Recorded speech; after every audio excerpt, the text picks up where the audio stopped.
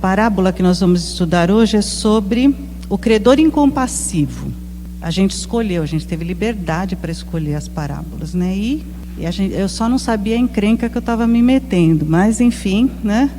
Quando eu comecei a estudar, tem um livro que o pastor indicou, como é que é o nome mesmo, pastor? Entendendo as palavras de Jesus, as parábolas, é isso, né? Então eu me baseei muito nele, mas fiz outras, né? A gente faz sempre muita pesquisa e tal. E além disso, eu fui incluindo também algumas reflexões que foram surgindo na minha cabeça, conforme a gente ia estudando, né? Quando eu era jovem, eu assistia uma série na televisão e toda vez que passava o próximo episódio, começava assim. Na semana passada, quando bem se recordam, eles falavam, né?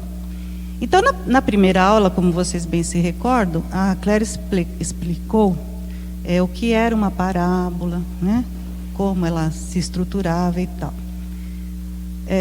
Eu vou tentar resumir que a parábola é uma narrativa alegórica, está dizendo ali, é um método de expressão que representa os pensamentos, ideias e tal, sob forma figurada, e transmite uma mensagem indireta por meio de comparação ou analogia, né?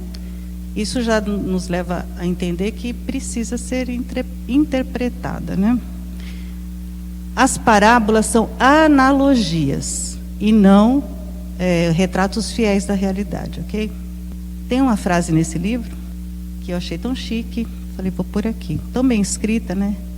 Jesus reveste o abstrato com base na experiência e nas histórias concretas, mas transmite uma verdade, ensina.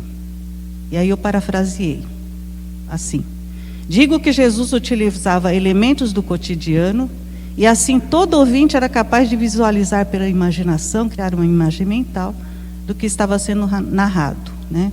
O desenrolar da história, da personagem, das suas atitudes, causava interesse, né? E de alguma forma o ouvinte ele se identificava, né? Com a personagem ou com a sua atitude. E aí, como disse a Josiane, acho que foi a Josiane que fez essa parte na primeira aula, né?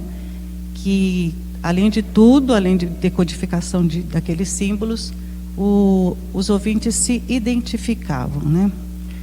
Quando Jesus utilizava esses elementos do cotidiano, conforme a Clara até falou aqui um pouco, né, sobre isso, ficava fácil, né? Quem que nunca viu uma ovelha naquela época? Um pastor, né?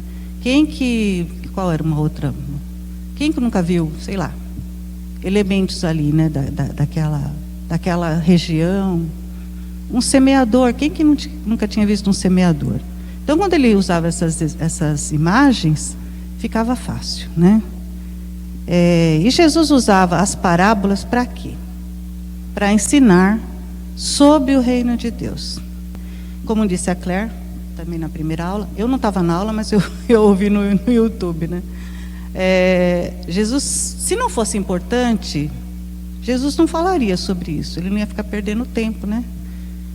Então, é prudente prestar atenção nas parábolas. Quando a gente lê, quando a gente é prudente. O que Jesus está querendo dizer com isso? Porque ele está falando para você sobre o reino de Deus, né? O objetivo da parábola, claramente e obviamente, é o ensino. E o objetivo do ensino é que o outro aprenda. Quando a gente é professor, a gente ensina, né, Márcio? E quer que o outro aprenda, né? E o objetivo do aprendizado é a mudança, a transformação. No quê? Nos pensamentos, no conceito, no modo de ver o mundo, no modo de enxergar as coisas, né? E principalmente uma mudança de atitude, ok? E agora eu vou contar uma história da minha família.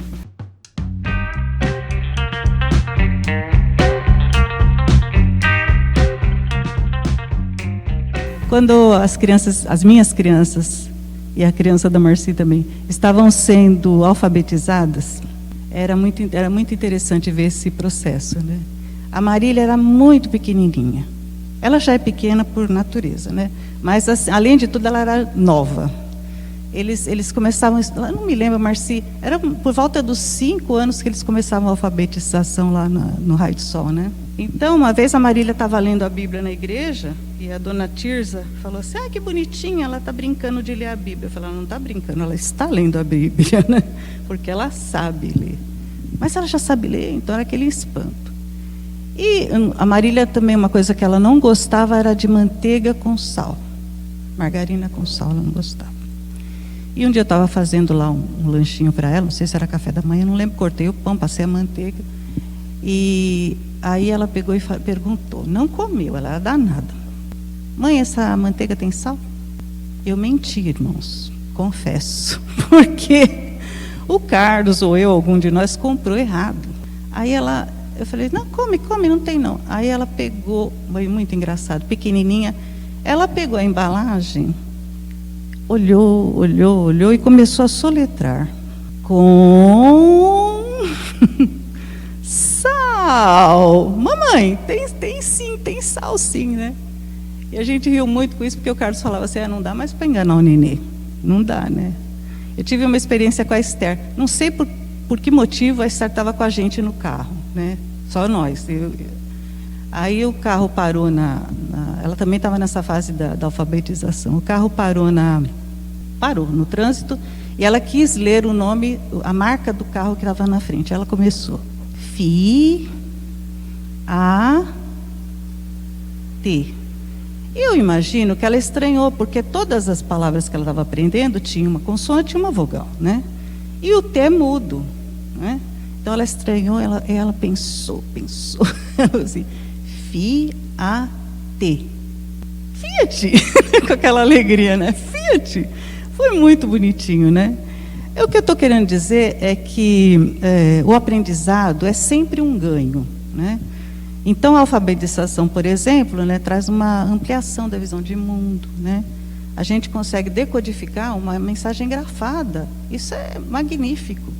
Isso traz para a gente a possibilidade de aprender e apreender informações de toda utilidade, né? Ou não. Né? A intenção de Jesus com a parábola é ensinar sobre o reino de Deus, para que os ouvintes, aprendendo sobre o reino de Deus, modifiquem as suas atitudes, procurando alinhá-las aos parâmetros do reino de Deus. Então, isso é ser cristão. Você procurar entender o que é o reino de Deus e mudar as suas atitudes, alinhar aos parâmetros, né? Isso é a nossa vida, que tem que ser assim, né? O que será que ensejou a parábola do credor incompassível, né? Jesus proferiu. Bom, nas parábolas que a gente já estudou, do filho pródigo, o que ensejou foi a murmuração dos fariseus, né? E que buscavam encontrar sempre um dolo, né? Nas palavras ou nas atitudes de Jesus, alguma coisa que fosse contra a lei, né? Se vocês quiserem dar uma lida, está Lucas 15, do 1 ao 3. Alguém pode ler para mim?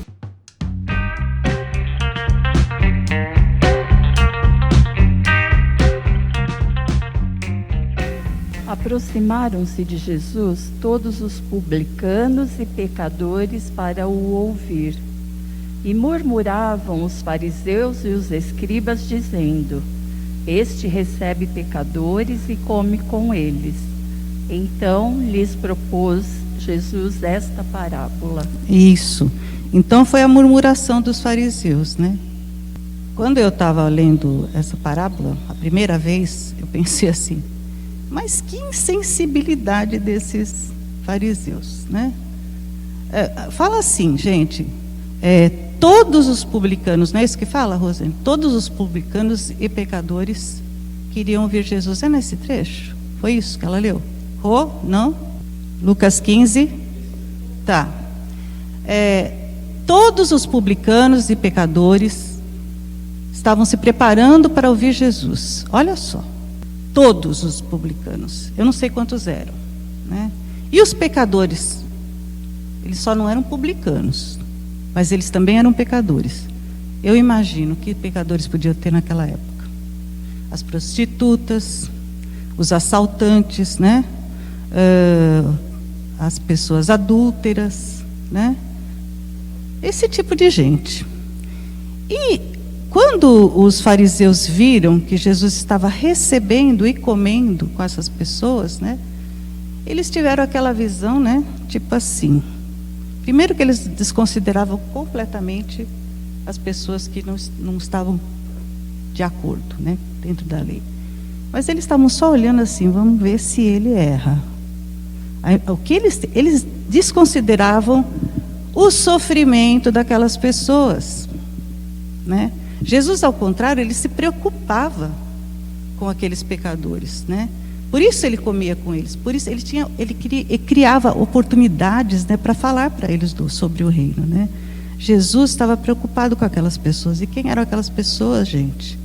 Era gente cansada, gente sobrecarregada, né? E Jesus olhou para eles com aquela atitude, não com essas palavras, mas com aquela atitude. Venham, estou aqui, venham. Vocês estão cansados, estão sobrecarregados? Eu vou aliviar vocês. A parábola do credor incompassível, não. A parábola o filho pródigo, que mais? Qual era a outra palavra? Esqueci. Bom, a do credor incompassivo, o gatilho foi uma pergunta dos discípulos, né, do discípulo Pedro. Quantas vezes eu devo perdoar o irmão que tiver pecado contra mim, né? 7, né? E o que ensejou essa pergunta? Foi um estudo que Jesus tinha acabado, um ensinamento que Jesus tinha acabado de dar ali para eles, né? Então, Jesus ensinou e eles ficaram com essa dúvida, né? Pedro. Como tratar a ofensa de um irmão se seu irmão pecar contra você? Era o que Jesus estava ensinando para eles, né?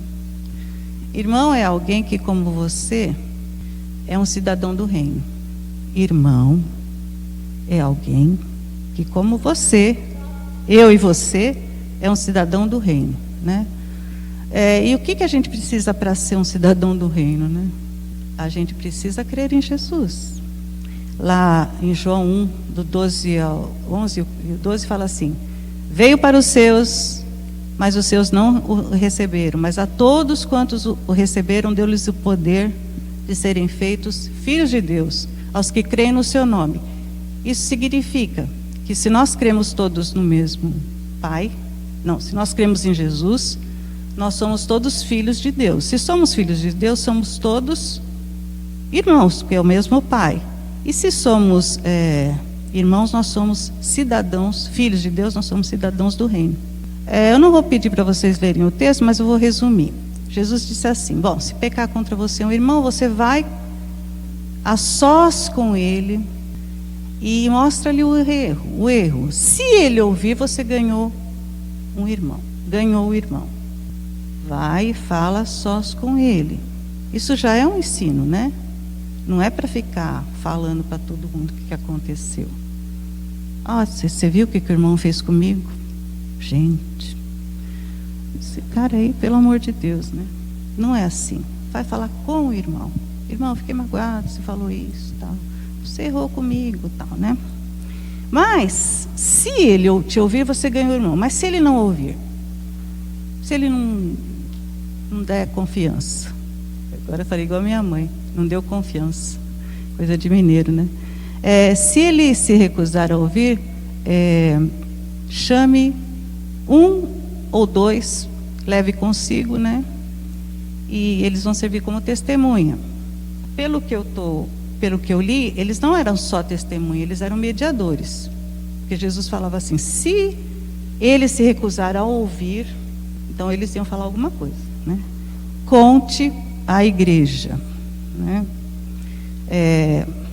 Conte à igreja, gente, contar para as pessoas responsáveis pela disciplina da igreja, né? Não é sair contando para a igreja, aí viram, né? Não, pessoa responsável pela disciplina, quem é? No nosso meio é o conselho, né? E eu fiz parte do conselho um ano que foi bem encrencado, assim, algumas coisas, né? Apareceram até acusação de um irmão com outro irmão, né? E a gente tinha que trabalhar com isso pedindo muita orientação de Deus, né? Graças a Deus deu tudo certo. Tomamos as decisões corretas. E mais tarde, o tempo passou, e as pessoas envolvidas foram ver que a gente realmente tinha razão na nossa decisão, né? E a pessoa que acusou reconheceu o erro, e foi muito lindo. Ela ligou para a acusada e pediu perdão. E o mais bonito de tudo, a outra perdoou, né? Perdoou, ficou tudo em paz. Louvado seja o nome do Senhor quando as coisas se resolvem assim, né? Mas Jesus colocou a hipótese dele não querer ouvir nem a igreja, né? E aí era difícil a decisão, mas trate-o como um pagão. O pagão queria dizer um gentil. O gentil era o estrangeiro. Ele não ia fazer mais parte daquele reino. É lamentável, né? E trate-o como um publicano. O publicano era o resumo do pecado, né? Não faz parte do reino. Eu estava refletindo sobre essa questão dessa situação que Jesus descreve, né? Nesse texto que eu falei. E eu refletindo, falei assim, caramba, como uma desavença pode afetar a igreja toda, né?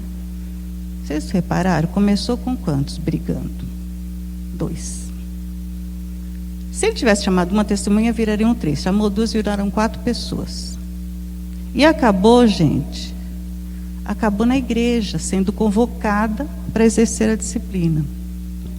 Por que isso, né? Porque você está falando, Márcia, que afeta a igreja. Porque está escrito em Romanos 12:5 que, embora sejamos muitos, somos um só corpo em Cristo e membros uns dos outros, né? Uma atitude boa edifica a igreja, edifica.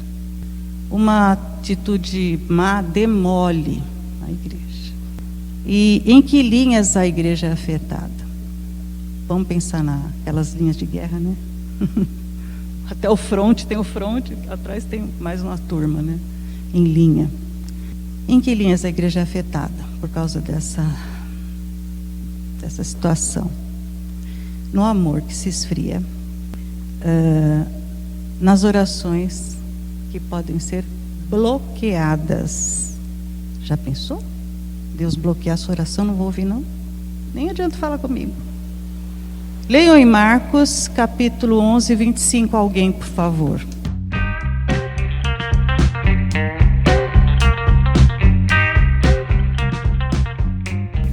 Quando estiverem orando, se tiverem alguma coisa contra alguém, perdoem-no, para que também o Pai Celestial lhes perdoe os seus pecados. Isso. Tem um texto, não é exatamente sobre isso, mas é de tratar mal outra pessoa, né? 1 Pedro 3, versículo 7, se não me equivoco. Eu não anotei aqui, mas eu li tantas vezes. Parece que eu estou advogando em causa própria, mas não é não, gente, vocês vão ver. 1 Pedro 3, 7, é isso? Vamos lá.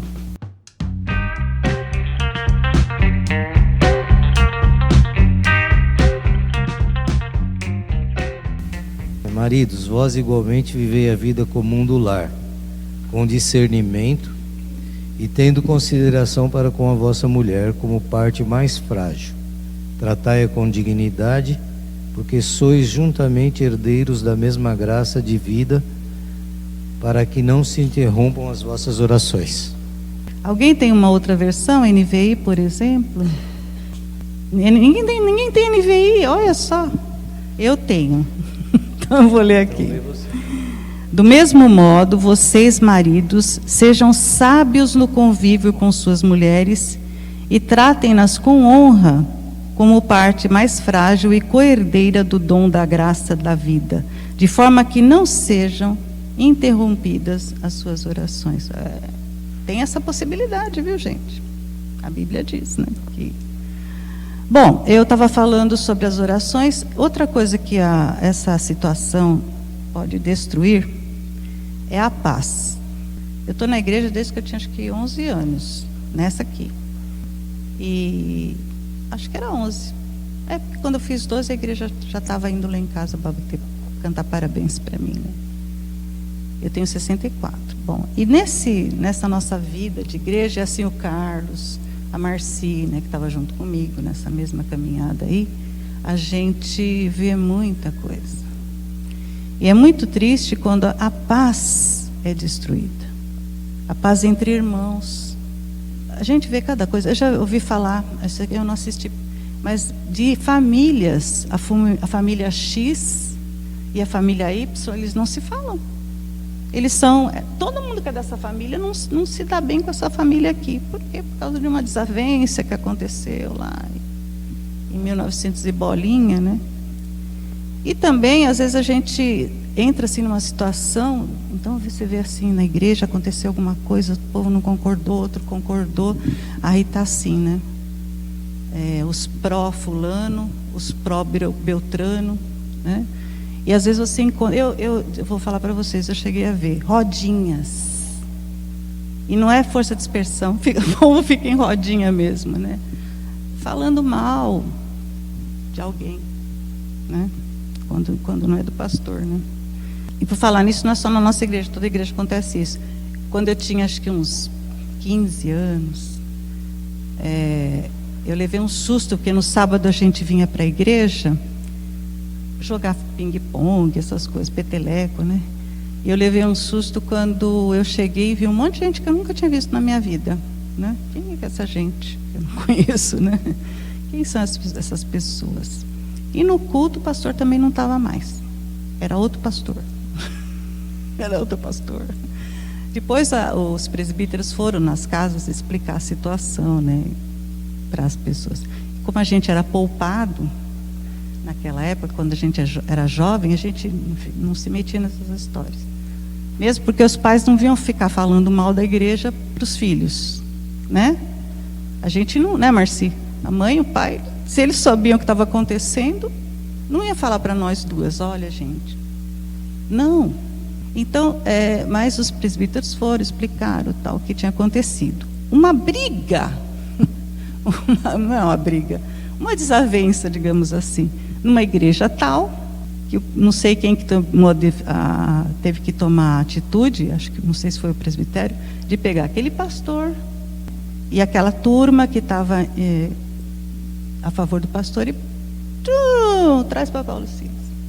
E o pastor de Paulo Silas, não me lembro onde foi, nem lembro quem era o pastor na época. Será que era o Josué, que foi para Campinas? Mas ele foi, acho que foi quando ele foi para lá, né? Bom, enfim. Então, olha só. Apesar que na Bíblia, como que é aquela música que fala? A música fala que Deus transforma a tristeza em alegria, né? E para nós foi bom, porque vieram muitos membros da outra igreja, e eles eram dizimistas fiéis, fidelíssimos, né?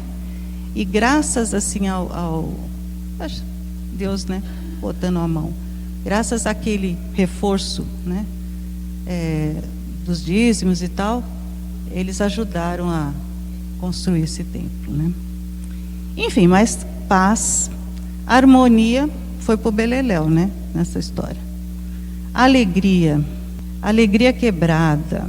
Gente, é muito triste quando as pessoas deixam de ter a alegria de vir para o templo, de vir para a igreja. Eu não vou. Aquele irmão lá vai estar lá, eu não vou aguentar ficar olhando para a cara daquela irmã. Não vou, eu não vou no culto. Aí acaba saindo, vai para outra igreja, e lá encontra outras pessoas que ela também não vai para cá, e assim vai, né? Mas assim, eu tive uma experiência de ficar em casa com Covid e não poder vir para a igreja, né? Eu, Carlos, e vocês, alguns aí também. Mas aconteceu que no dia que a gente podia vir, era justamente um primeiro domingo do mês, era dia de Santa Ceia, né? Uma vez eu dei uma aula para as crianças, e as coisas que Deus deu para o povo, né, durante a caminhada. Então, Deus deu os mandamentos, que é a palavra, né? Deus deu um tabernáculo, eles podiam se reunir, né? E Ele deu festas, né? Mandou fazer festas. E aí eu estava fazendo a comparação que o que é o tabernáculo hoje para nós? É a igreja, né? É a igreja, né? Eu falei tabernáculo, falei a lei. O que é a lei hoje para nós? Né? A Bíblia. E o que era a lei, o tabernáculo? As festas. Aí eu perguntei para as crianças: que festas da igreja vocês gostam mais? Lógico, gente. Natal, né? Eles falaram. Páscoa, né? Gostoso, ganha chocolate. Aí eu disse: sabe qual é a festa que eu mais gosto? E eles: qual, tia? Eu falei: a Santa Ceia. E a Santa Ceia é festa? É a pergunta aqui. Sim, eu falei: é uma celebração. A gente está lembrando a morte e a ressurreição de Cristo ali, é uma coisa. E eu vim naquele dia que eu vim, que era Santa Ceia, eu estava voltando, eu estava eufórica. Eu estava muito alegre. Tudo naquilo ali, eu falei: gente, como é que eu não posso ficar sem isso, eu não posso ficar sem o louvor, eu não posso ficar sem a pregação. Tudo me dava uma alegria tão. Eu quase não chorei, eu estava chorando. Eu falei para o Carlos: depois de velho eu fiquei chorona, né? Era uma emoção. Foi muito, muito, muito bom voltar para o convívio dos irmãos. Muito, muito bom, né? Quando você perde a alegria, você deixa de dar importância para a comunhão. E se você não tem comunhão, quando você não vai à igreja, você se furta à comunhão, que é fundamental. Toda oferta a Deus, ela não é aceita nessas condições. E quais são as ofertas? Dinheiro, seu dízimo, né? Louvor, adoração, não são aceitas diante de Deus. Alguém lê para mim, vocês já leram? Não, Mateus 5, 23 e 24.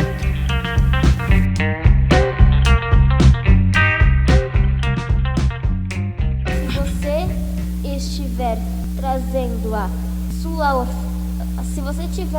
estiver trazendo sua oferta ao Senhor, se você estiver trazendo sua oferta ao altar e lá se lembrar que o seu irmão tem alguma coisa contra você, deixe diante do altar a sua oferta e vá primeiro reconciliar-se com o seu irmão, e então volte e faça a sua oferta. Isso é sério. Não adianta você cantar louvores a Deus como oferta, né? Se você está nessa situação aí de não perdoar ou de não ser perdoado porque não foi lá pedir perdão, né? Bom, mas eu disse que uma atitude boa, ela edifica a igreja, né? Ela edifica. E são muitas as atitudes boas que a gente pode, com as quais a gente pode ser edificado. Testemunhos de cura, testemunhos de conversão, né? Isso edifica a igreja, né?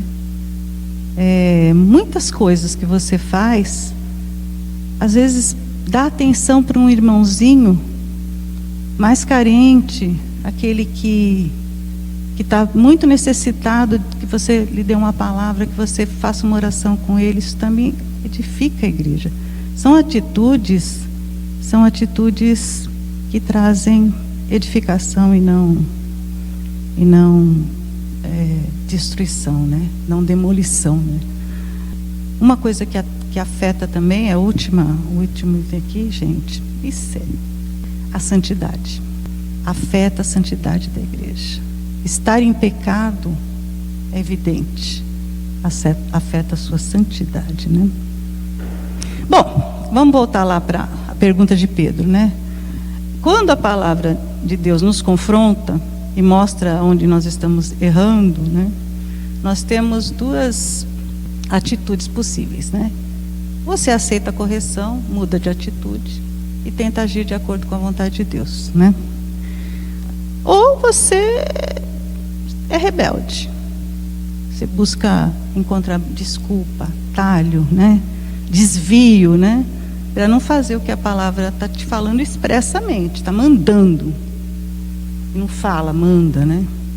E é muito interessante que eu fiquei pensando, talvez todos os discípulos, depois daquele ensinamento de Jesus, estivessem com a mesma dúvida. Mas só foi Pedro que falou, porque quem era o Pedro? É o orador da turma, né? Teretetê perguntava, ele respondia. Se era para fazer como pergunta, ele que falava também, né? Mas somente Pedro se atreveu a perguntar para o Senhor, quantas vezes deverei perdoar? 7, né? E aí nessa questão, nesse livro que eu já mencionei aqui, tem pelo menos no que se refere a essa parábola, tem uma recomendação, ou uma sugestão de textos antigos, né, que falavam sobre essa questão do perdão, né? Pastor, a vote de Rabi Natan. Já ouvi falar isso? Já, né? Eu fui procurar. Falei, o que é isso, né? É um tratado extra-talmúdico, ou seja, além do Talmud. O que é o Talmud? É uma compilação de leis judaicas. Então, olha as frases que eu encontrei lá, né? Falando sobre, e pior de tudo é que o assunto era o perdão por parte de Deus, vai vendo. Mas se dissermos, pecarei e depois me arrependerei, a pessoa é perdoada até 3 vezes, não mais. Vai vendo. Olha o segundo. O segundo está no ou na, não sei se é feminino ou masculino, ioma. Deve ser um semelhante, né? Um tratado, um compêndio, né? Está dizendo assim: se um homem comete transgressão, a primeira, a segunda e a terceira vez lhe será perdoada, mas a quarta não, né? A quarta não. Eu imaginei lendo isso que talvez essa fosse uma, como é que eu vou dizer, uma percepção geral, né, ali, né? Estava lá até 3 vezes, né? E o que o Pedro fez?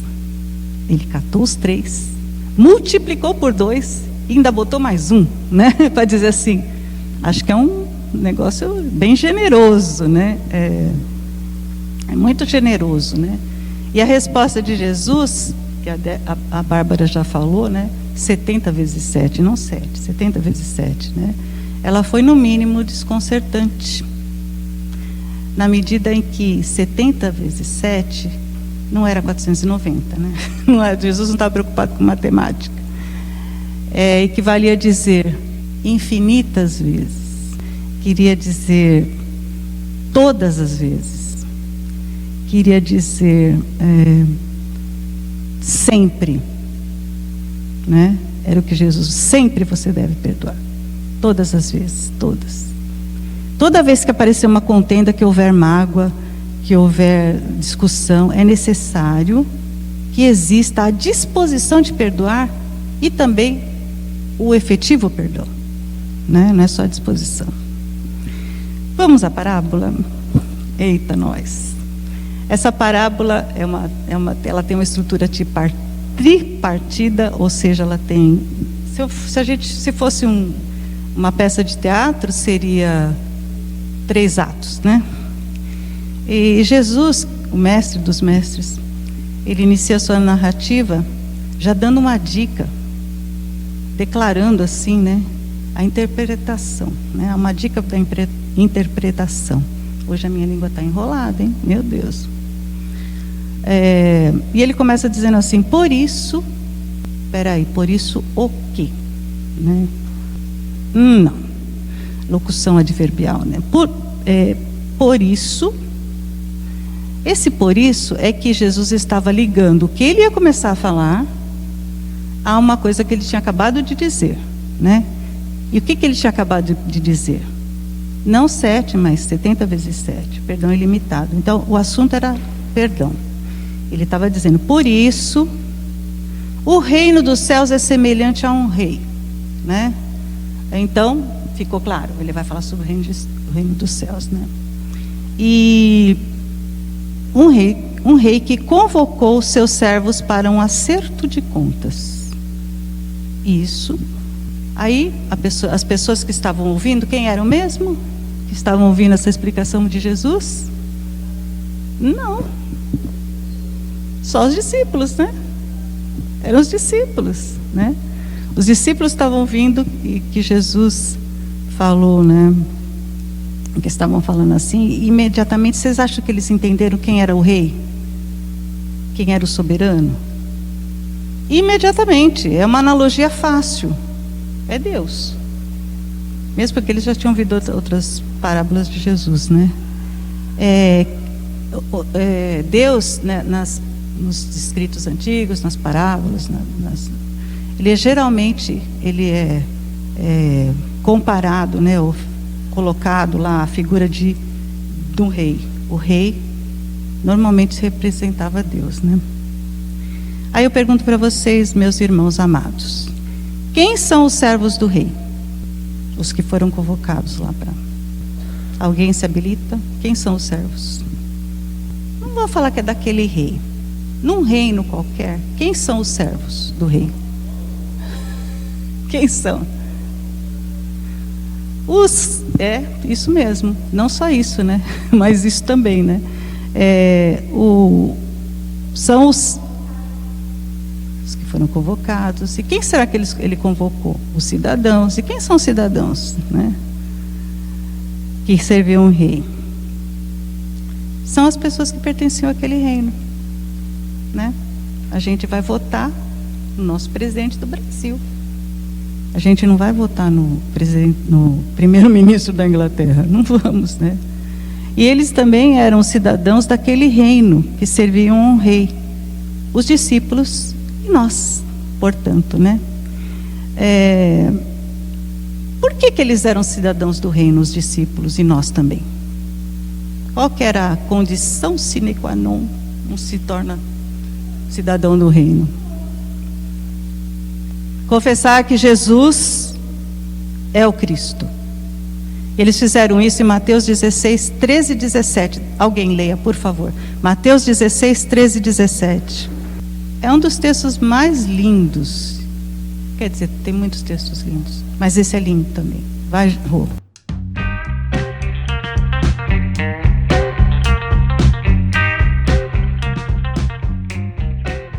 Indo Jesus para os lados da Cesareia de Filipe, perguntou a seus discípulos: quem diz o povo ser o Filho do Homem? E eles responderam: uns dizem João Batista, outros Elias, e outros Jeremias ou algum dos profetas. Mas vós, continuou ele, quem dizeis que eu sou? Respondendo, Simão Pedro disse: tu és o Cristo, o Filho do Deus vivo. Então Jesus lhe afirmou: bem-aventurado és, Simão Barjonas, porque não foi carne e sangue que tu revelaram, mas meu Pai que está nos céus. Olha só, gente, o cidadão do reino é aquele que confessa que Jesus é o Cristo, né? E essa revelação é feita pelo Espírito Santo, por Deus.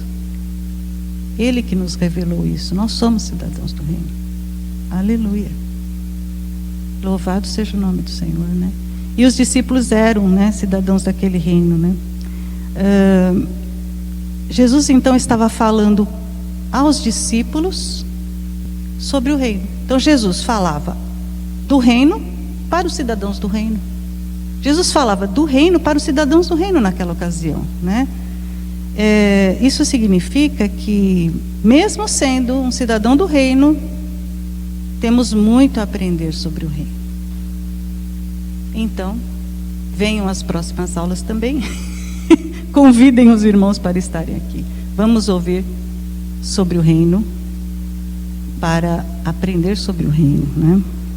E para alinharmos-nos de acordo com os parâmetros do reino, né? Nessa parábola, Jesus aborda dois aspectos do reino. Um é o juízo. O rei convocou os seus servos para um acerto de contas, né? Então, algumas pessoas, gente, por incrível que pareça, não acreditam no juízo. Ah, não. Deus é muito misericordioso, muito bom, Ele não vai fazer isso.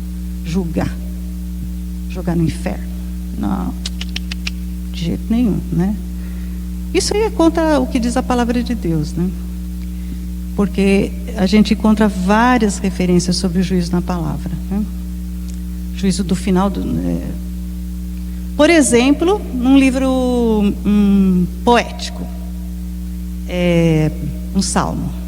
Salmo 96, 13.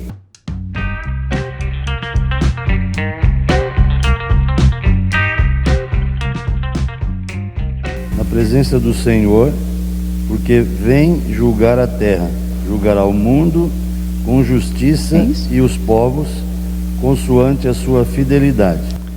Então, nesse salmo está dizendo que que o Senhor vem julgar, né? Aí vamos para um livro profético, Daniel. É lindo. Capítulo 7, versículos 9 ao 10, ele está... Esse trecho narra o sonho de Daniel, né?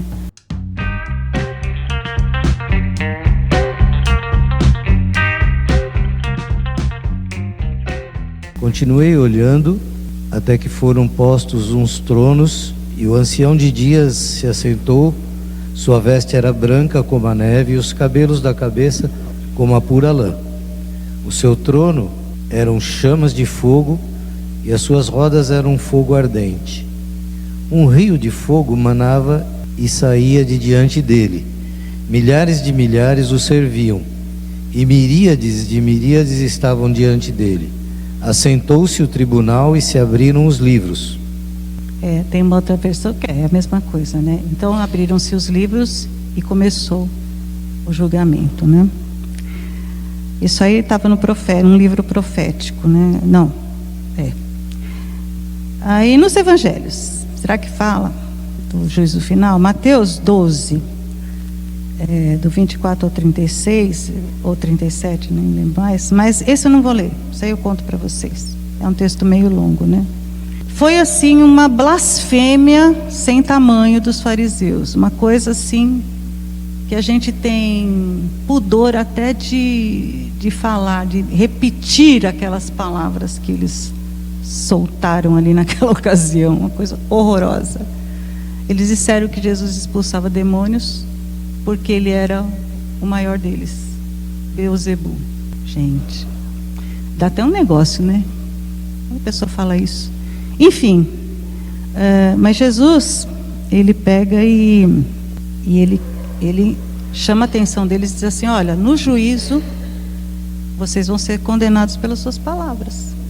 Também lá em Lucas 11:32, também é um evangelho, e Jesus estava falando, né? E ele dizia o seguinte, que os ninivitas, eles condenariam aquela geração no juízo, porque eles se converteram com as palavras de Jonas, né? E Jesus diz assim: e aqui está aquele que é maior do que Jonas. Gente, ali estava aquele que era o maior do que Jonas, o mais sábio, é Deus, para começar, né? Primeira coisa. E as pessoas, ao invés de ouvi-lo e de procurar entender o que ele estava falando e mudar a vida, o que eles estavam fazendo naquela geração de fariseus, de intérpretes da lei e tal? Estavam declinando, né, de entender o que Jesus estava falando. Na carta aos Coríntios, versículos 5, 10, é muito mais claro, né? O apóstolo Paulo é maravilhoso. Eu gosto eu cismei que Hebreus era escrito por... Bom, enfim. 2 Coríntios 5, 10.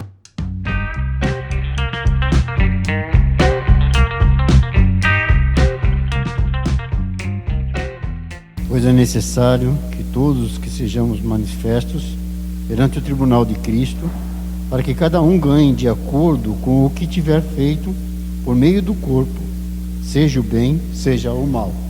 Então, em 2 Coríntios, o apóstolo Paulo estava dizendo aos coríntios que todos nós um dia vamos nos apresentar diante de Cristo para sermos julgados, né?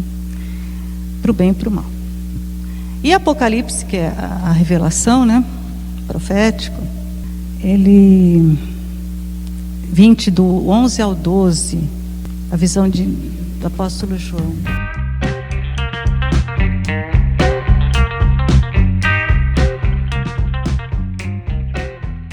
Depois vi um grande trono branco e aquele que nele estava sentado. A terra e o céu fugiram da sua presença e não se encontrou lugar para eles.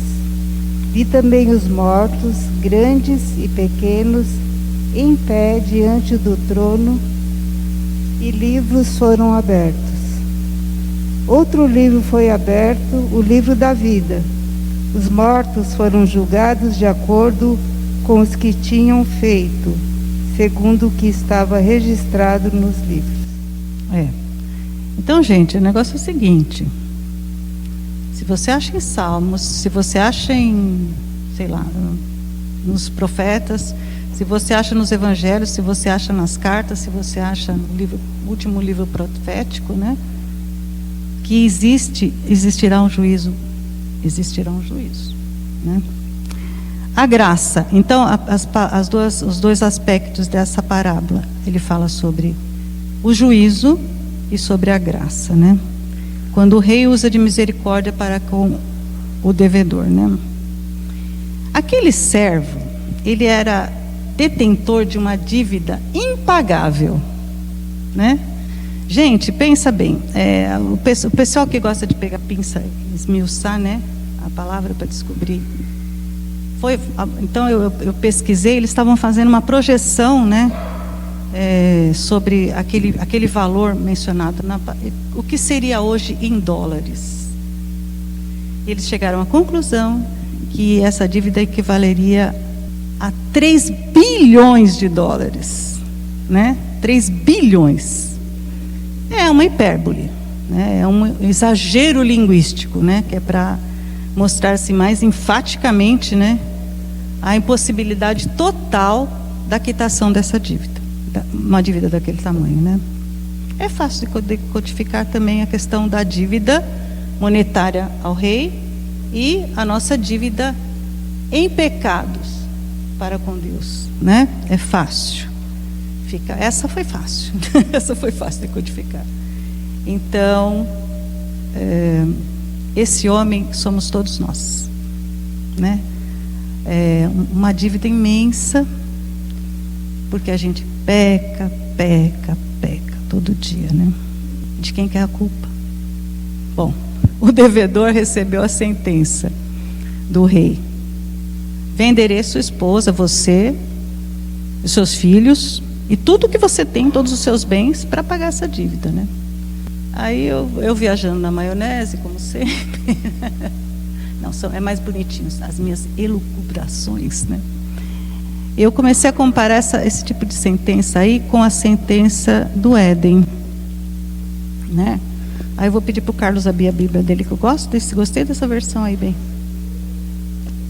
É legal essa Bíblia aí, né? Gênesis 3. Olha lá, bem, pega o microfone.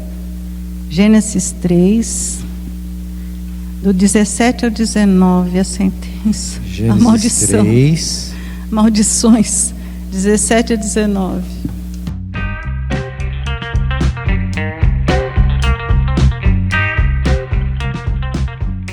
E Adão disse: visto que atendeste a voz de tua mulher e comeste da árvore que eu te ordenara que não comesses, maldita é a terra por tua causa. Em fadigas obterás dela o sustento durante os dias de tua vida.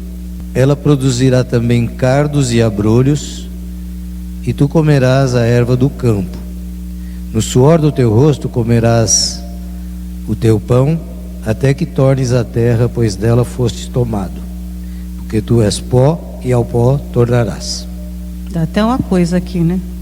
Adão foi condenado a viver assim, com esforço, arando a terra, né? Gente, foi uma mudança de status quo assim, terrível, porque ele estava lá no Éden, né?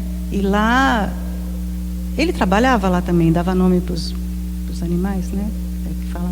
Mas ele cuidava da Eva também. Aí o que acontece? Para pegar um fruto, né? A terra era generosa lá no Éden, né?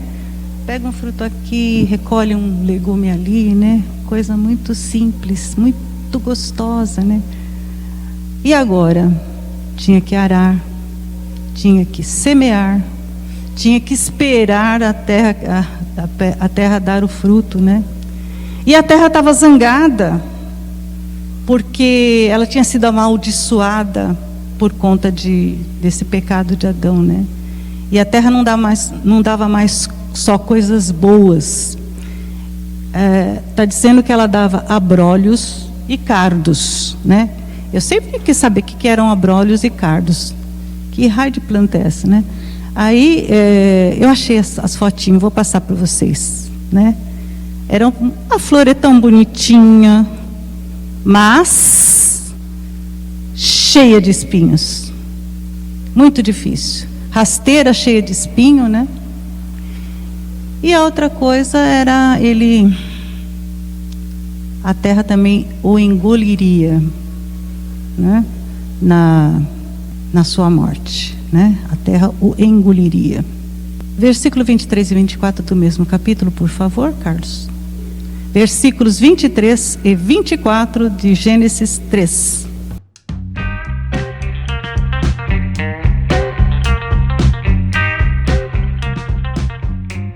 O Senhor Deus, por isso, o lançou fora do jardim do Éden, a fim de lavrar a terra de que fora tomado. E expulso o homem, colocou querubins ao oriente do jardim do Éden. Expulso o homem, colocou querubins ao oriente do jardim do Éden, e o refulgir de uma espada que se revolvia para guardar o caminho da árvore da vida. Pois é, foi expulso. Saiu da presença de Deus. Eu imagino que aquele homem, se ele fosse vendido, ele seria vendido como escravo. Porque para que as pessoas iam comprar gente, né? Para ser escravo. Ele ia trabalhar igual o Adão lá, né? E também eu duvido que ele voltaria à presença do rei. Foi assim a minha analogia, a minha comparação, né? Aí o devedor, gente, ele chega lá arrasado, triste, desesperado. Ele tinha consciência daquela dívida terrível, né? E ele fala assim: eu diria, Senhor, me perdoa essa dívida. Não foi isso que ele falou. Sabe o que ele falou? Tem paciência comigo e tudo te pagarei, né? Se isso fosse falado por um jovem de hoje, ele diria: oi? Como assim vai pagar uma dívida desse tamanho, né? Aí, quem ele estava tentando enganar? Ele estava tentando enganar o rei ou ele próprio, né? Ou uma terceira hipótese ele acreditava mesmo que trabalhando, seu esforço, ele poderia quitar aquela dívida astronômica, né? É possível que alguém considere que com o seu esforço, com o seu trabalho, com as suas boas obras, boas atitudes, né? Com a sua, como é que eles falam? Caridade, né? É possível que ele se torne, a pessoa acha, né? Que ele se torne, aos olhos de Deus, bom o suficiente para merecer o perdão de uma dívida terrível, né? Enorme. Pode ser que alguém ache isso, né? A gente ouve até em várias religiões que pregam praticamente isso, né? E foi a briga da reforma, um dos problemas foi esse, né? Pode ser que alguém pense assim. Deixa eu te dar um conceito econômico. Vou te dar um conceito econômico. A gente tem visto esses mutirões de limpa-nome aí, né? Mutirão de limpa-nome. E assim, a pessoa, o principal talvez seria R$10, mas a pessoa deixou tanto tempo de pagar e os juros estão altos, então a pessoa ficou devendo R$1 milhão, mas a dívida principal era R$10. E eles têm feito isso, eles tiram 90% dos juros. Eu vejo na televisão as coisas que eles falam, a pessoa, e às vezes ainda negocia em vezes para a pessoa, se a pessoa não tiver como. Aí a pessoa limpa o nome assim, e adquire. E aí você chega a uma conclusão de que só não paga se não quiser. Essa é a jogada para trazer para o lado bíblico, né? Só assim, não paga se não quiser. Deus está tão disposto a nos perdoar que só não vai perdoar se a gente não pedir perdão. Pois é. Mas algumas pessoas, voltando aqui ao meu raciocínio, obrigada pela sua parte, economista Carlos Daniel. BIM, né? Voltando alguém pode achar que com tudo isso, né, com todas as coisas boas que ela faz, ela seja suficiente para merecer o perdão, né, dos seus pecados, né? A gente aqui não, porque a gente sabe muito bem, né? Pode ser que alguém pense assim, mas não é o que a Bíblia diz, né? Tem algumas verdades, eu diria, olha gente, essa palavra, irrefutáveis, né? Em Romanos 3, 25, 26. Eu vou ler aqui o que eu anotei, né? Todos pecaram e estão afastados da presença de Deus. Mas pela sua graça e sem exigir nada, Deus aceitou todos por meio de Cristo Jesus, que os salva. Deus ofereceu Cristo Jesus como sacrifício para que pela sua morte na cruz Cristo se tornasse o meio de as pessoas receberem o perdão dos seus pecados pela fé. Ou seja, só é perdoado pela graça e pela misericórdia de Deus, né? Mediante o sacrifício de Cristo.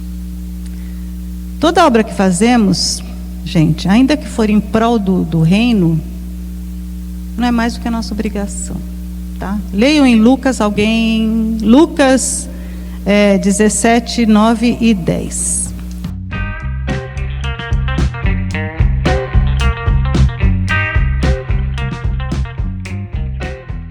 Porventura terá de agradecer ao servo, porque este fez o que lhe havia ordenado?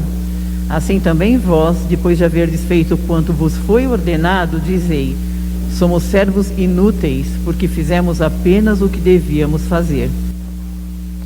Se a gente fizer um monte de coisa, nem que for para o reino, eu vou cantar no coro, eu vou ser diaconisa, eu vou tocar piano, eu vou participar do grupo de louvor, vou dar aula na escola dominical. Tudo isso que você fizer, ou qualquer coisa semelhante, ou análoga, né, como é a palavra-chave das parábolas, né? Tudo isso você não fez mais do que obrigação, tá? E está dizendo assim, que você diria: somos servos inúteis, porque nós fizemos somente o nosso dever, ok? O perdão dos pecados é pela graça, vamos reafirmar isso, né? E só recebe essa graça aquele que crê no sacrifício do unigênito Filho do Pai, né? Isso significa que nós somos perdoados pela graça de Deus, né? Que nos propicia esse perdão pelo sacrifício de Cristo. Mas a gente só tem que crer, né? A gente só tem que crer. Vocês creram, louvado, a glória a Deus, né? Vocês estão todos perdoados pela graça de Deus. Louvado seja Deus por isso, né? Louvado seja Deus, né? O rei tem pena, graça e misericórdia, e por graça e por misericórdia ele perdoa. Não, ele cancela, nem é perdoa que fala, cancela a dívida, né? Ele cancela a dívida e liberta o devedor, né? E ele faz mais uma coisa, se vocês pensarem bem, ele assume o prejuízo. Era uma grana preta, né? Mas ele assume o prejuízo do rei. Tá bom, você me implorou, né? Cancela. Significa, analogamente, significa que Deus não colocou na nossa conta a dívida imensa do nosso pecado, mas precisava ser paga. E ele, assumindo o prejuízo, ele pagou, ele mesmo pagou, Deus pagou, com uma horrível morte na cruz. Que amor é esse, gente? Por quê? Por que motivo ele me amou assim? Pela graça e pela misericórdia, né? Eu estou aqui emocionada, mas eu fico sempre quando eu penso que Jesus pagou a minha dívida, né? O castigo que nos traz a paz estava sobre ele naquela ocasião. Ele pegou a lista dos pecados da gente, amassou e pregou na cruz e lavou com o seu sangue. Eu choro toda vez. Ô Márcia, oi. Só um adendo. Na minha opinião, na história da humanidade, eu diria na história assim, sabe, desde o princípio infinitamente, a morte de Cristo na cruz foi o momento mais apoteótico de todos os tempos. Sim. Mais do que a própria ressurreição. Porque quando Jesus se entregou na cruz, foi algo assim, gente, é tremendo demais, né? Para se emocionar mesmo, né? O véu se rasgou de cima a baixo, mortos ressuscitaram, houve terremoto, né? Os anjos contemplando aquela cena, Deus estava crucificado por nós, meros pecadores, né? Então, no meu ponto de vista, esse foi o momento mais apoteótico de toda a história da humanidade. Certo, eu também concordo. É maravilhoso. Eu né? concordo. E outra coisa que eu queria falar também, eu acho que os crentes, quando eles atingem uma certa maturidade, porque a gente morre aprendendo, a gente devia se preocupar mais com os nossos frutos, com os frutos que nós devemos produzir, né? Porque a árvore que não dá fruto, ela é cortada e lançada fora. O Senhor Jesus disse: aquele que estando em mim não der frutos, ele vai ser cortado e vai ser lançado fora. Sim. Então, eu acho muito preocupante, e se você ler os evangelhos, é para você ter temor e tremor diante dessa palavra, porque elas nos confrontam e às vezes você tem que pensar: que fruto que eu estou produzindo, né? Então, eu acho tremendo, e né, isso é para nossa edificação, né? Que frutos nós estamos produzindo para a vida eterna? Eu fico, desde menina, quando eu pensei nisso, quando me falaram, né? Quando eu fui evangelizada. Que tremendo, Miriam. Pastor, o senhor precisa repetir aquele sermão lá da terceira, falando do peso que era ser crucificado. Não era só... Bom, enfim, qualquer hora o senhor repete, por favor, né? É uma coisa louca. É uma coisa, como diz a música, inexplicável é o amor de Deus, né? Eu acho bonita essa música quando fala, né? Olha que impressionante, né? Que é esse amor de Deus, né? É uma coisa louca. Jesus encarnado, Deus encarnado, né? Jesus era Deus encarnado. Ele e o Pai são um, como ele mesmo disse, né? Eu e o Pai somos um. Pensando nisso, quem morreu por mim, gente? Foi Deus, foi o meu Criador que morreu por mim. Olha que coisa louca, né? O Filho de Deus fez isso por mim. Deus fez isso por mim. O Pai. O Espírito Santo fez isso por mim. Os três são um. Eu gostava muito, eu gosto muito ainda, não é que eu gostava. Quando eu pego uma narração bíblica e Jesus falando sobre ele, ele fala assim, nessa mesmo que nós lemos, que dizem que é o Filho do Homem. Toda vez que ele fala Filho do Homem numa narrativa, eu fico assim, que lindinho, né? Que lindinho que é Jesus. Ele é Deus. Ele é Deus, mas ele fala, não, mas eu estou aqui como um ser humano, como você, né? Sofro, tenho fome, né? Preciso de água, preciso de pão, né? Como ele pensou lá naquela situação que ele ficou em jejum no deserto e o diabo se aproveitou, aquela história, né? Enfim, mas não é lindo ele falar o Filho do Homem? Ele está se identificando conosco desse jeito de se autodenominar, né? É muito maravilhoso. Só que na cruz ele estava sozinho. Ele estava sozinho. E sobre ele estava todo o nosso pecado, né? Pensem nisso. Os três são um e nos amam. Acabou o primeiro ato, né, da peça que eu estava narrando, e aí começa o segundo ato, que eu, se fosse dar nome, eu diria num capítulo, né? Eu diria alívio e alegria versus raiva e violência, né? O homem que foi perdoado deve ter saído saltitante, imagina, né? Deus me perdoou, o rei me perdoou, o rei cancelou minha dívida, não tem mais dívida. Tem muita gente que fala assim, eu nem dormi pensando nas minhas dívidas, não consegui dormir essa noite, né? Porque é muita coisa para pagar, aquelas coisas, né? E ele estava aliviado e feliz, né? Aí o que acontece? Ele está andando pela rua, acho que ia para casa, né? Falar para minha mulher. Me safei dessa, né? Falar para minha mulher, beijar as crianças, os meninos, que eu não sei se eram adultos, eram crianças, né? Beijar os filhos, porque, olha aí, nos safamos de sermos vendidos, né? Como escravos. Devia estar feliz, aliviado, mas ele encontra um conservo que lhe devia 100 denários, gente. Então, para ser justa, como eu falei lá dos 3 bilhões, eu vou também fazer a conversão aqui, que, pelo que eu pesquisei, o denário hoje valeria 18 centavos de dólar, né? Como ele devia 100, faz a conta aí, quanto que dá? Um denário, 18 centavos. Dava 180 reais, é isso?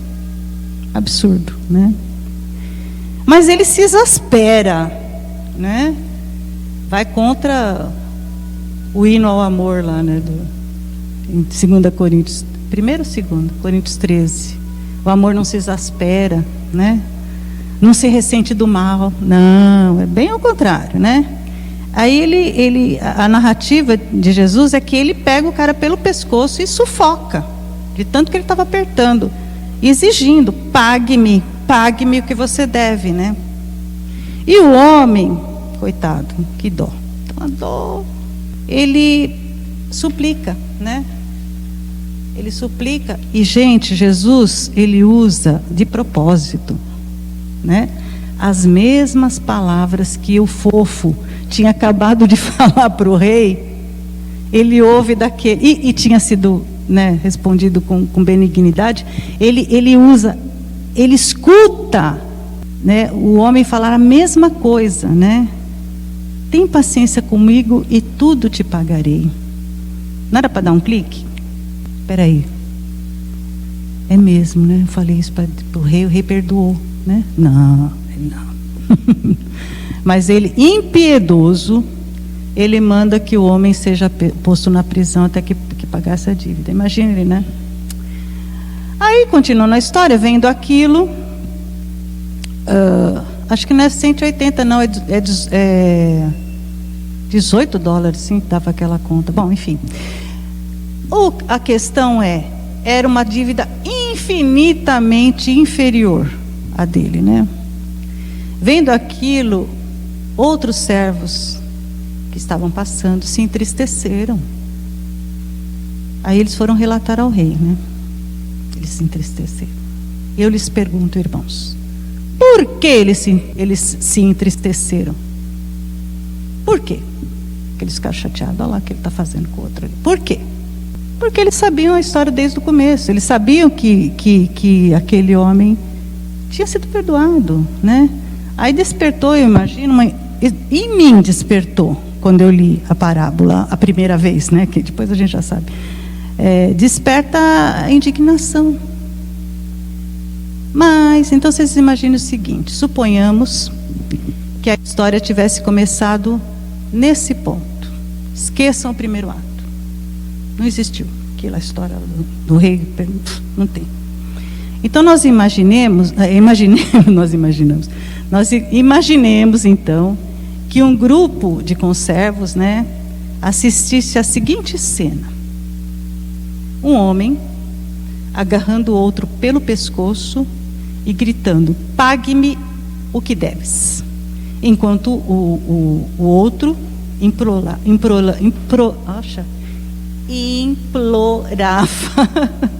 que eles lhe desse mais tempo. O homem exasperado chama a polícia. Polícia! Leva esse cara para a prisão, né? E o suplicante devedor vai para a cadeia, certo? Se eles não tivessem sabido aquela história do começo, eles provavelmente eles diriam assim, nem ia se entristecer. Eles iam falar assim: olha lá, tá vendo? Pecou, né? O cara aí, quem deve tem que pagar mesmo, né? Provavelmente eles não seriam misericordiosos se eles não soubessem da história, né? Mas eu e você sabemos da história. Jesus pagou o nosso pecado. Deus foi misericordioso, gracioso, né? E às vezes a gente está assistindo o jornal lá e não sei quem fez não sei que maldade, e a gente fala: bem feito. Isso mesmo. Tem casos assim, por exemplo, agora as pessoas que, por exemplo, atropelam alguém, alguma coisa, foge. A pessoa atropela e foge. Por quê? Foge porque senão ele pode ser, a turba ensandecida pode dar uma surra no cara, né? Até matar, né? Então por quê? Porque a gente acha que está certo. Pecou não, errou, tem que pagar pelo erro. Está devendo? Paga, né? E falta em nós um pouco de misericórdia. E falta em nós a graça, né? A gente ver as coisas com os olhos de Cristo, né? Aquele homem, como eles poderiam pensar, né? Lá na primeira situação, ele não teria obrigação moral de imitar o rei? Em outras palavras, ele não deveria agir com o seu próximo de forma semelhante à forma que o rei agiu com ele? Aí essa pergunta vai ser repetida pelo rei, né? Mas aí eu pergunto para vocês: nós também não deveríamos imitar o nosso rei, o rei dos reis? É difícil. A pergunta do rei para o homem foi isso, quando ele mandou chamar, né? E falou assim: servo mau, cancelei toda a sua dívida porque você me implorou. Você não deveria ter tido misericórdia do seu conservo como eu tive de você?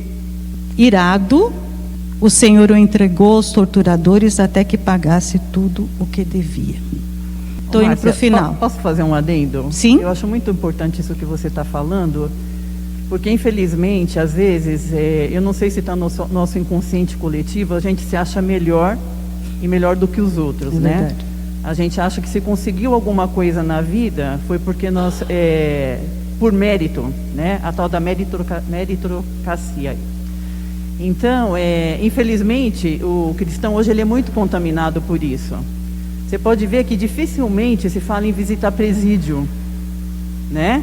E o Senhor Jesus falou, né? Quando estiver naquele dia, né? Senhor, mas em teu nome expulsamos demônios, em teu nome fizemos isso, fizemos aquilo. Ele falou: porque tive fome e não me deste de comer, porque estive nu e não me vestiste, estive preso e não foste me visitar, né? Quando fizeres uma coisa para um destes pequeninos, e vocês estão fazendo para mim também. Ele está falando isso para a igreja, né? Então eu vejo que, infelizmente, a igreja está muito mundanizada, contaminada pelos valores do mundo, né? E a gente se acha melhor, né? E a gente se põe em juiz sobre as pessoas.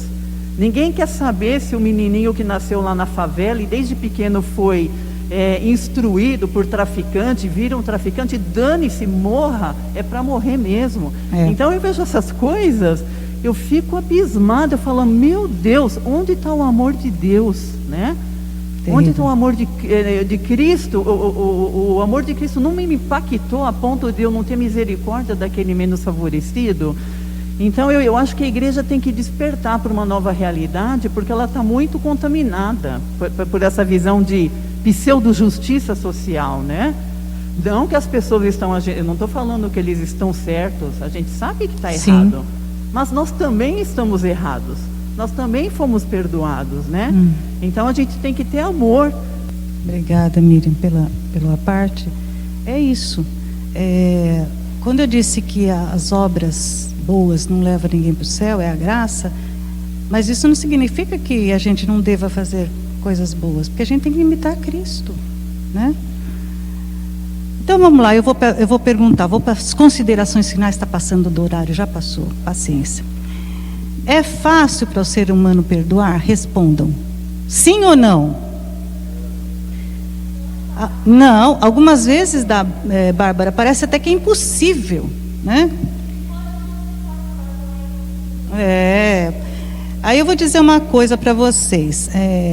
Jesus mandou perdoar, ele não ia pedir será que ele exigia que a gente fizesse alguma coisa impossível? Acho que não, né? Eu tenho uma historinha para contar. Eu nunca mais falo com meu irmão, chamaria essa história, né?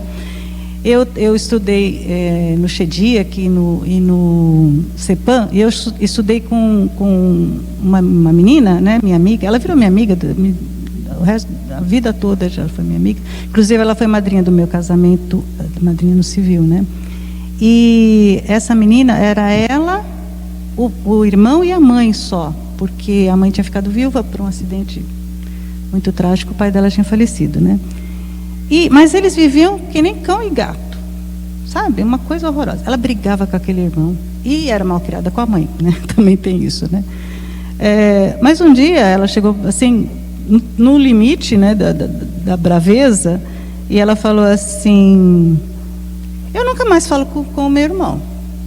Falei: Vani, para, a gente não consegue, né? Mas a minha realidade era outra, ela só tinha um irmão e eu tinha 3, né? Fora a minha cunhada, que também morava lá e que era como uma irmã, né? E os filhos dela, Marcinho, lindinho, pequenininho. Então, a gente falou: não dá, eu não consigo ficar um dia inteiro sem falar com os meus irmãos, a menos que eu saísse de madrugada e voltasse, né? Mas não tem como isso, né? Ela: não, cortei. E aí os anos passaram, a gente foi cada um para um lado. Ela foi morar no interior de São Paulo, acho que é Sumaré, né, que ela mora. E a gente tinha tanta coisa. Isso aqui é só uma parte. Um dia ela falou assim: eu vou adotar uma criança. Adotou um menininho. E eu adotei uma menina, né? E aí, quando nessa ocasião que eu vou contar agora, eu resolvi ligar para ela. Eu achei o número dela lá no Facebook. E eu resolvi ligar para ela, vou matar a saudade. E a gente conversou. Parecia que a gente tinha 17 anos de novo, sabe? E lembramos. Ela perguntou da igreja, porque eu convidei ela, algumas vezes ela esteve aqui e tal. Lembrou do cafezinho no salão, né?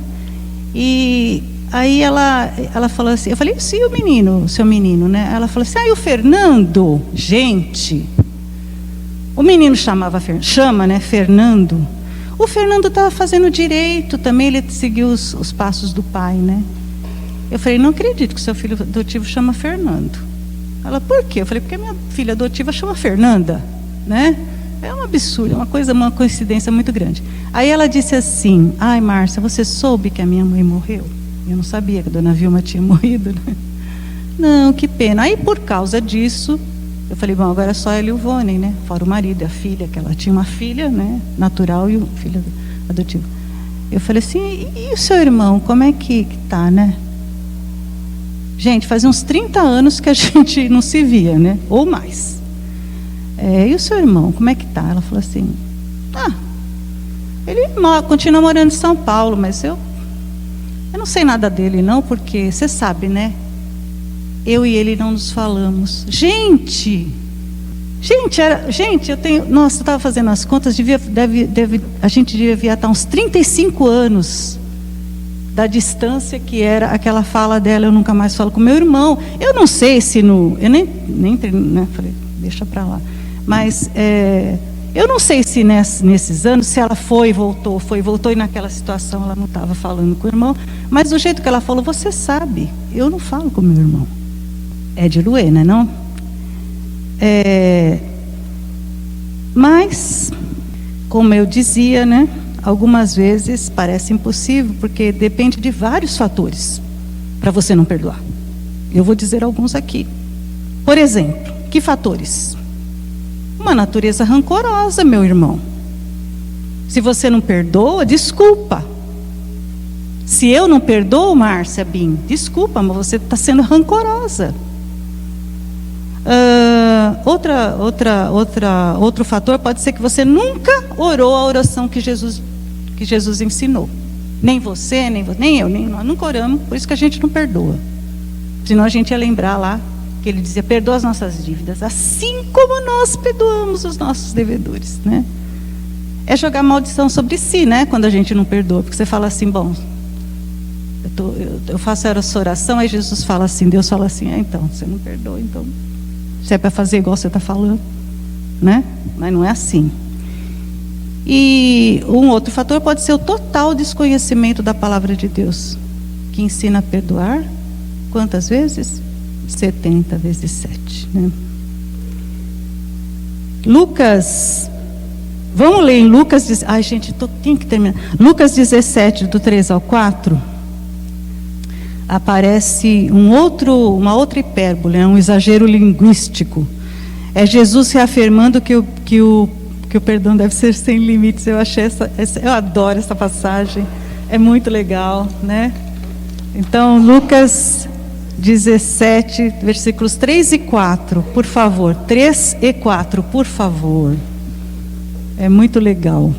Acautelai-vos se teu irmão pecar contra ti, repreende, e se arrepender, perdoa.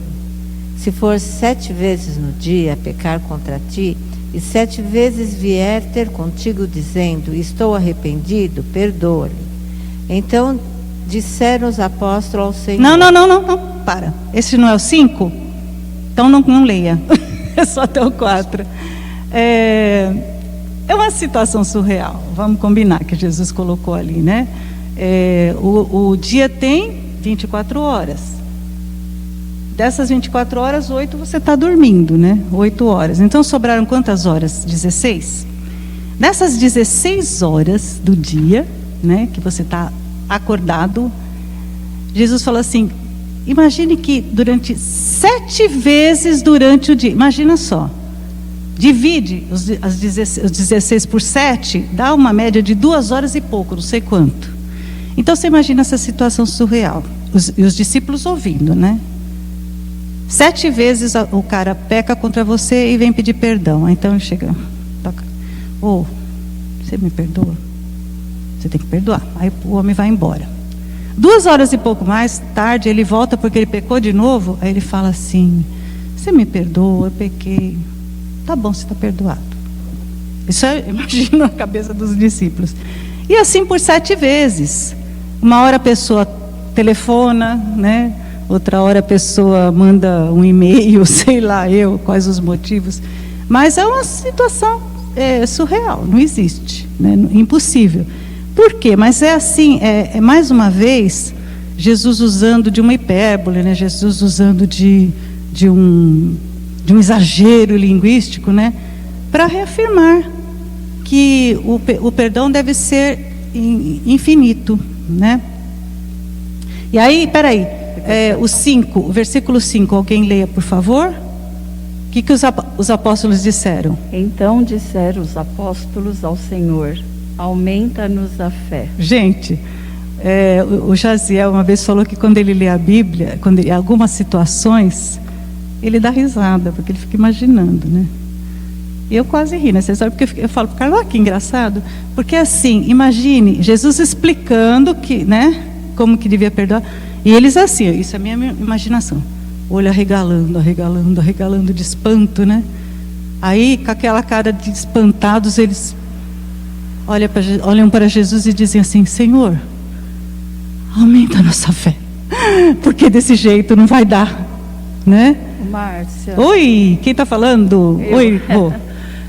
Tem uma coisa que eu faço, tá?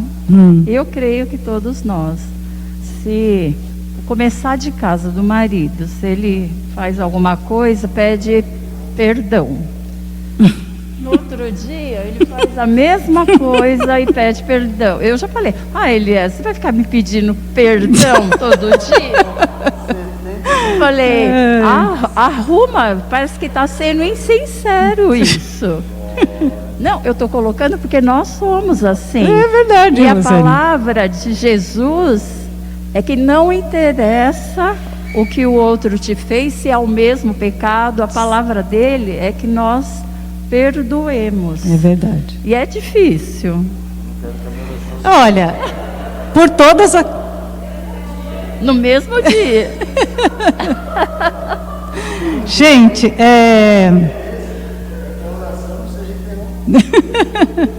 olha, gente, não é, você não está fazendo questão nem reconhecendo o seu erro, Elias.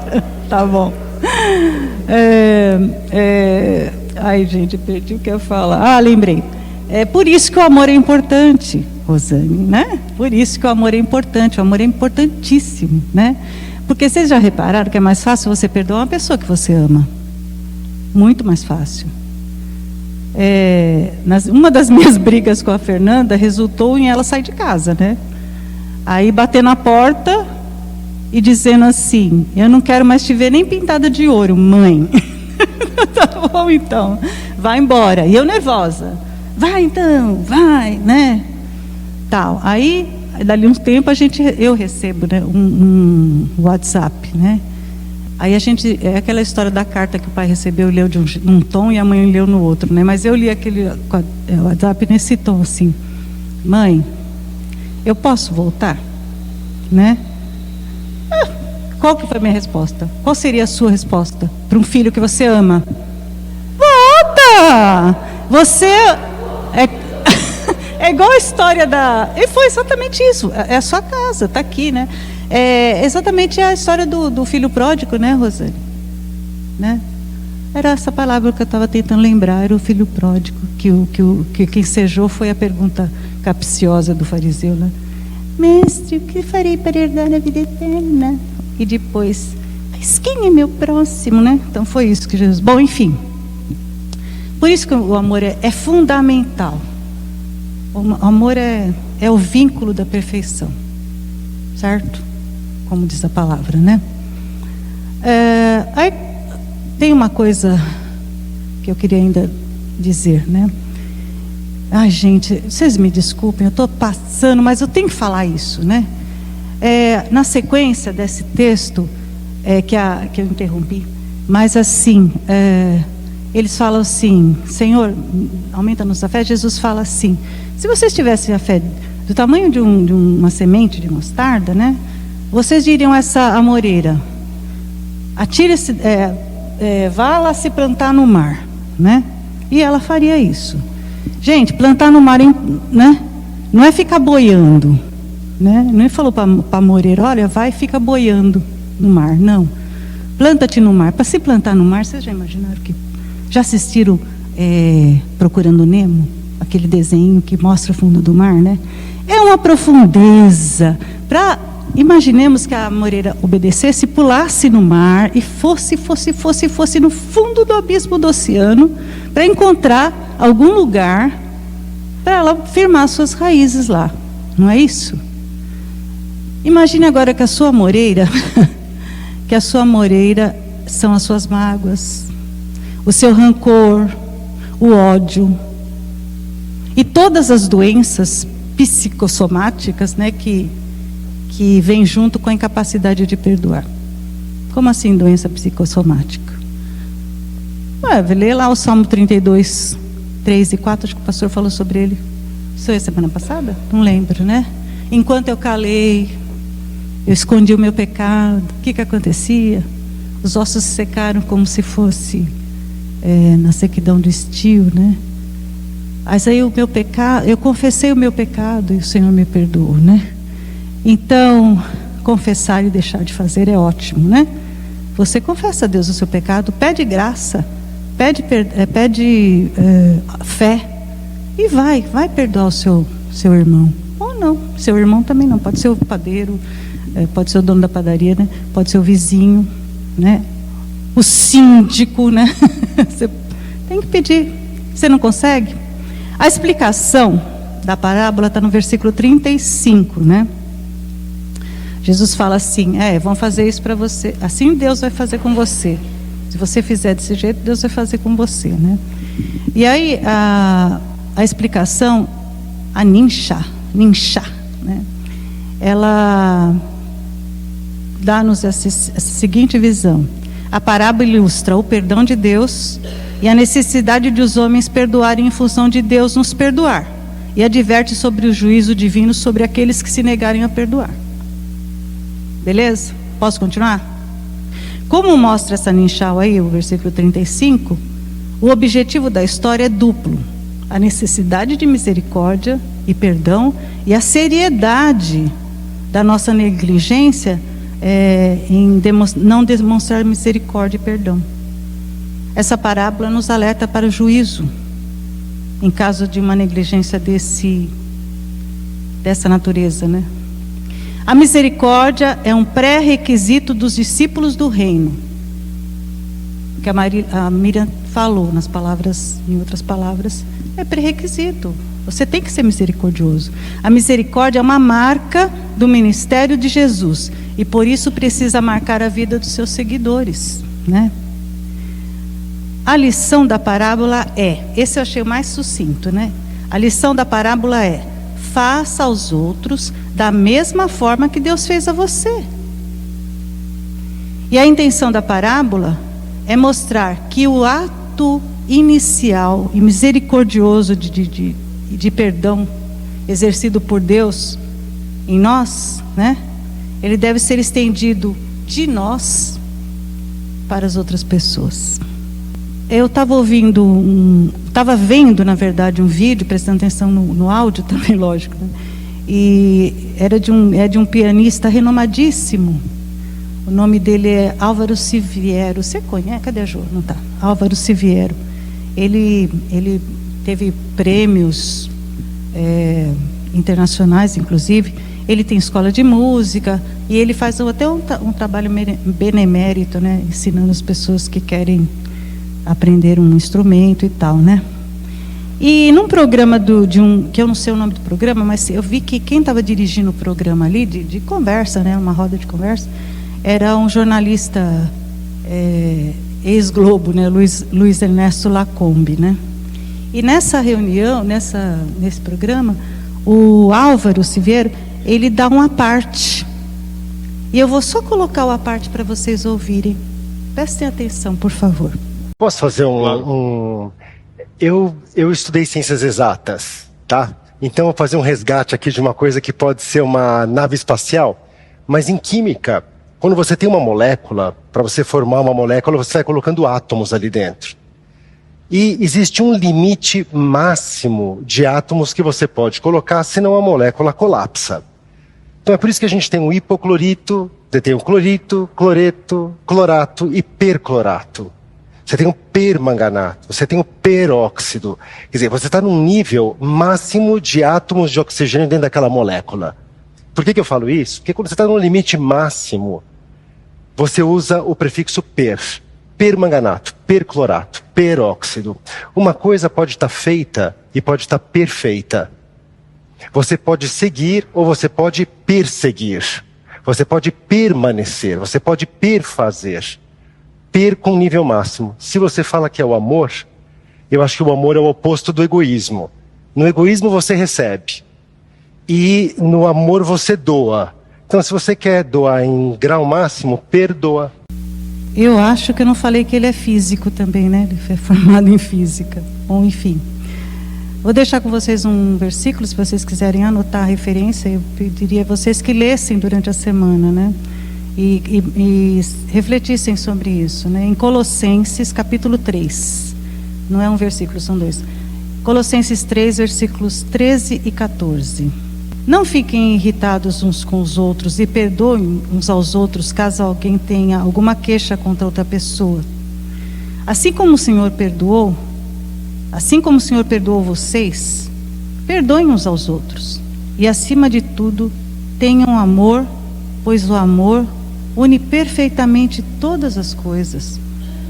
O amor é o vínculo da perfeição. Ok?